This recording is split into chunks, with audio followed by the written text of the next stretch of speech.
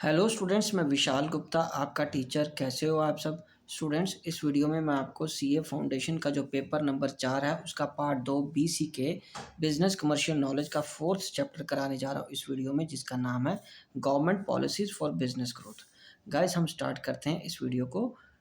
Policy framework in India a historical sketch. पहले हम history की बात कर लें थोड़ी सी कि इंडियन इकोनॉमी में जो बिजनेस की ग्रोथ है वो कैसे हुई थी हिस्ट्री में।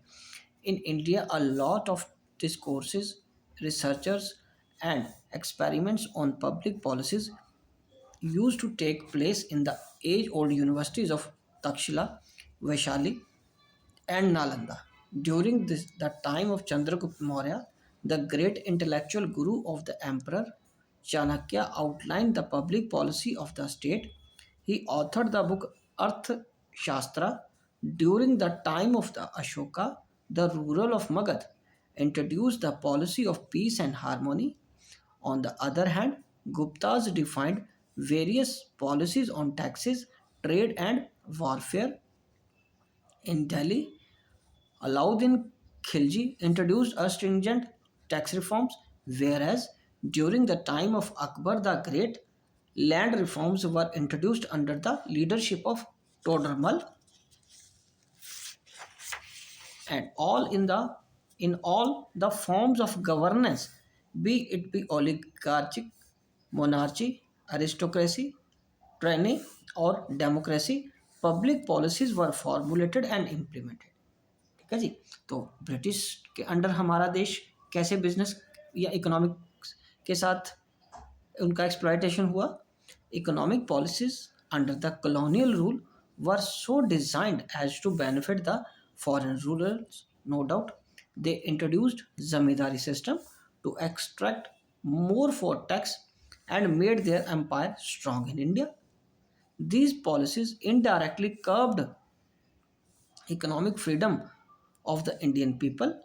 Politically, we were suffered a lot also. India since independence कैसे है, हम क्रोनोलॉजिकली बात करेंगे। 1947 में हमें आज़ादी मिली, 1948 में फर्स्ट इंडस्ट्रियल पॉलिसी बनी, 1950 में under the constitution people got the right to carry on the business and trade and fundamental rights. 1951 में फर्स्ट 5 ईयर प्लान हुआ, 1956 में इंडस्ट्रियल पॉलिसी रेजोल्यूशन बना, 1991 में न्यू इकोनॉमिक पॉलिसी बनी। ठीक है गाइस, तो अब उसके बाद हम बात करेंगे spectrum of government policies for business. तो गाइस, हम पहले बात करेंगे कि इकोनॉमिक पॉलिसीज कैसी थी। एक बनी फिजिकल पॉलिसी, एक बनी मॉनेटरी पॉलिसी, और उसके बाद एग्रीकल्चर पॉलिसी बनी, इंडस्ट्रियल पॉलिसी बनी, और foreign trade and investment policy बनी। तो गाइस, ये जो दो पॉलिसीज हैं, फिजिकल एंड मॉनेटरी पॉलिसी, वो किसके अंडर आई? मैक्रो इकोनॉमिक्स मैनेजमेंट के। और उसके बाद agriculture policy, industrial policy and foreign trade किसके अंडर आई? सेक्टर मैनेजमेंट की। Macro policy indicators and business conduciveness क्या है? ये GDP, inflation, tax rate, interest rate, exchange rates are the 5 most significant macro policy indicators impact business. ठीक है guys. उसके बाद types of government policies in by intended impact. पहले क्या बनाई? एक होती है protective policies to protect and sustain the business. ये इकोनॉमिक पॉलिसीज कैसी थी? जैसे during mid 50s to 80s में बनी, restrict the entry of an MNCs, ये प्रोटेक्टिव पॉलिसीज थी।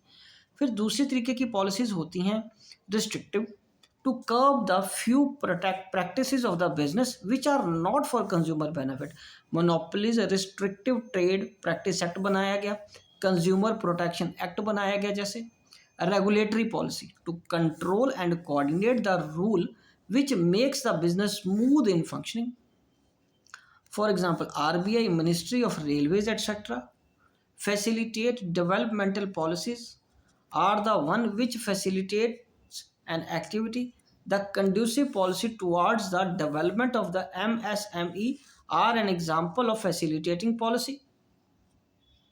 ठीक है जी। तो गाइस, इकोनॉमिक चेंजेस क्या आए हमारे देश में, ये क्या प्रोसेस क्या रहा हमारे लिए? पहले आपको पता है liberalisation, privatisation, globalisation. Don't worry, मैं इनको नहीं आपको डिटेल में नहीं कराऊंगा क्योंकि ये आपने बहुत अर्ली क्लासेस में भी किया है, बहुत कुछ इसके बारे में आप पढ़ चुके हो। It's not a new thing for you.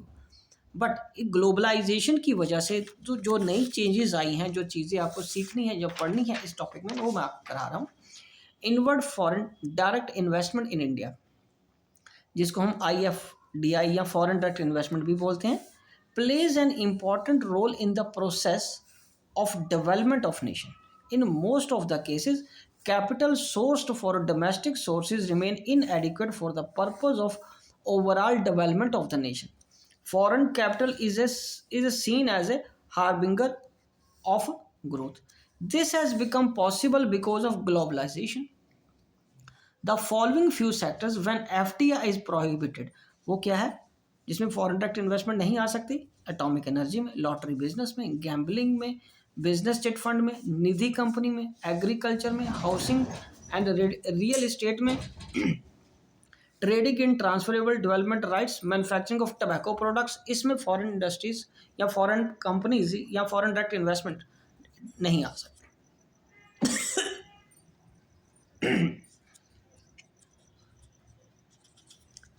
अब हम आगे बात करते हैं। Foreign institutional investors are large foreign groups with substantial investable funds. FII are registered abroad with a view to investing in other nations to invest in, for example, market, hedge funds, pension funds, and mutual funds. They always invest in the bullish market. वो हमेशा bullish market में ही invest करते हैं.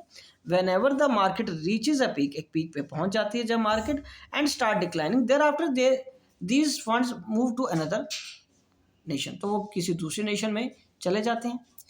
OFDI investment from India abroad, मतलब जब हम India से बाहर इन्वेस्ट करते हैं, outward flow of direct investment भी बोल सकते हैं।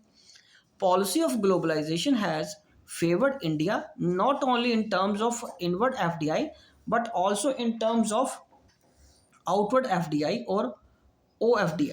Indian firms invest abroad too, for example Bharti limited invested in Mauritius. तो गाइज ये चैप्टर यही कंप्लीट होता है और मैं ये वीडियो भी यही कंक्लूड करता हूँ। आई होप कि आपको अच्छे से समझ आ गया होगा। आप इसी तरीके से मेरे चैनल को सब्सक्राइब करके अपने नोट्स कंप्लीट करते रहिए और कोर्स पूरा कर लीजिए और रिवीजन भी यहीं कर लेना। ठीक है जी, ओके जी, विशिंग यू गुड लक।